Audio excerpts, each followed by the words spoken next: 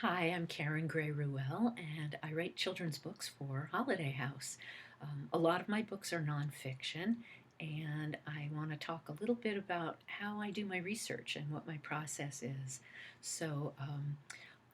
My most recent book just came out in March. It's called Peter's War, and I wrote it in collaboration with Deborah Derlin Desay, and she also did the fabulous illustrations for this book.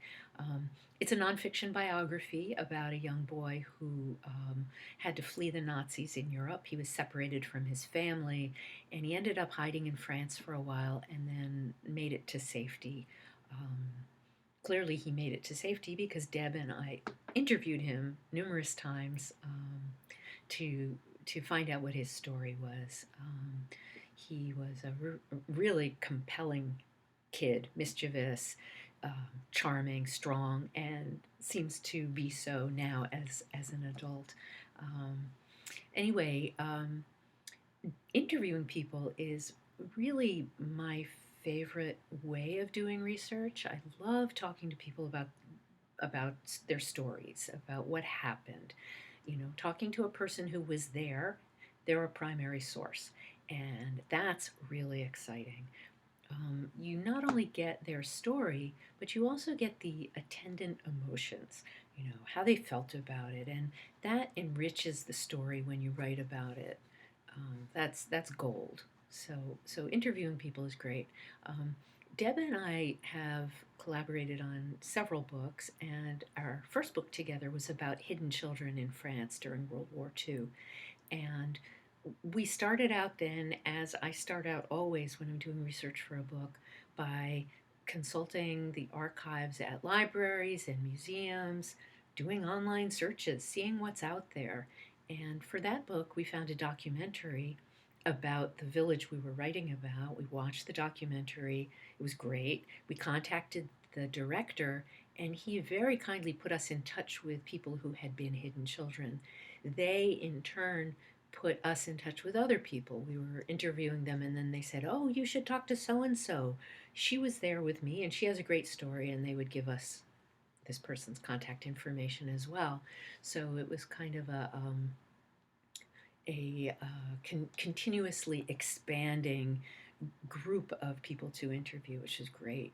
We went to the village itself in France and talked to a local historian there and the mayor, and they put us in touch with people there who were part of the families that had helped rescue and hide the hidden children.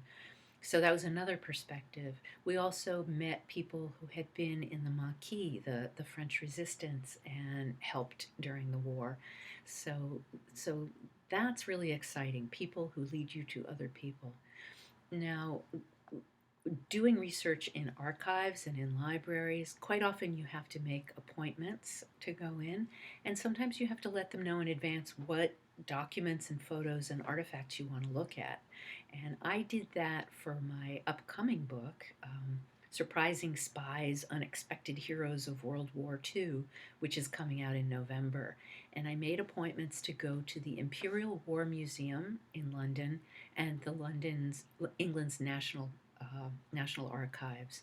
When I was at the Imperial War Museum, I was looking through a photo album that I had reserved, and I thought, oh gosh, you know, I forgot to ask if they have any photos of this particular thing that I was including in the book, where tanks were disguised to look like trucks to fool the enemy. And I thought, oh, too bad I forgot to ask about that. And I turned the page of the photo album I was looking at, and wouldn't you know it, on the next spread, there were photos of that very thing. It's like magic, you know. You find things if you keep looking. You find things you didn't expect to find. You find things you didn't know you needed. When I was at the National Archives, I was looking through a dossier of documents from the Secret Service that had recently been declassified, and I found an Official Secrets Act signed by the person I was researching. That's the document that the Secret Service made you sign, that made you, where you promised not to talk about what you were working on or you would be punished. And I realized that I could use that for another person I was writing about in another chapter. I didn't know I needed that information, but when I saw it, I realized how useful it could be. So you have to keep looking, you have to keep searching, you have to be open. Um, I've gone to map libraries. Maps are really helpful. When I was writing a book about a tree in New York, you can't interview the tree's descendants. Trees don't talk that way, but maps do talk. They give you information, and I was hoping it would bear out what I had discovered through documents, through other documents. You need to tell the truth. You can't make things up in nonfiction. So you have to be very creative about how you dig up that information. I think of it often as being like a research detective. Doing research is like detective work. So that's part of it. Um, I have worked in collaboration, as I mentioned, and have also, for one book, for the Grand Mosque book that Deb and I did together, we did the illustrations together as well. And that was interesting. We have very different illustration styles, and we created a new style together and sat side by side and painted together. Sometimes we each painted different components of an illustration. Sometimes we were working on the same piece. Sometimes we worked on different pieces together. It was quite an interesting challenge. So yeah, there are lots of ways to do research. It's great fun. It's my favorite part of writing a book. Um, I hope that you will read my books and enjoy them. And thank you.